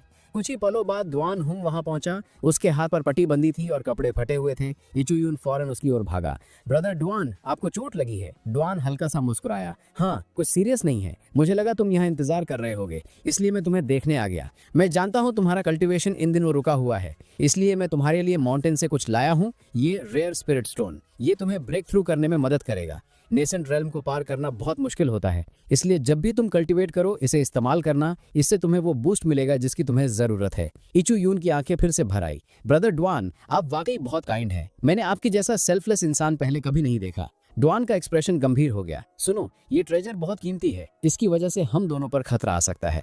अगर किसी को पता चल गया कि ये तुम्हारे पास है तो वो तुम्हारे पीछे पड़ जाएंगे। इचू यून ने सिर हिलाया। समझ गया ब्रदर, मैं बहुत सावधान रहूंगा। लेकिन आप इंजर्ड है, अब जाकर थोड़ा रेस्ट कीजिए। मैं थोड़ी देर और प्रैक्टिस करके वापस चला जाऊंगा। डुआन ने सिर हिलाया और चला गया। लेकिन जैसे ही इचू यून ने ट्रेनिंग फिर शुरू की, उसे अचानक अपने पीछे एक अजीब सी प्रेजेंस महसूस हुई। ऐसा लगा कोई उसे छिप कर देख रहा है। Scene shift. अगली सुबह इचू यून ने झुंझलाते हुए कहा, वो शैडो वाला बास्टर्ड भाग गया जो कल रात मुझे देख रहा था। जो भी था, उसके इरादे अच्छे नहीं थे। अचानक पास की झाड़ियों में सरसराहट हुई। इचू यून ने मुस्कुराकर कहा, आखिरकार पकड़ ही लिया। मैं पूरी रात तुम्हारा पीछा कर रहा था। अब देखते हैं तुम कौन हो। वो आगे अटैक करने को उछला, बट इससे पहले कि वो स्ट्राइक कर पाता, झाड़ियों से एक मुक्का निकला और सीधा उसकी छाती पर लगा। इचू यून लड़खड़ाकर पीछे हटा। उसने ऊपर देखा, वो श्याओ पियंगटियान था। पियंगटियान ने भौवें चढ़ाई। इचू यून, तुम मुझ पर अटैक कर रहे हो? इचू यून ने मन ही मन कड़वाहट से सोचा, मेरी किस्मत हमेशा इस आदमी से क्यों टकराती है?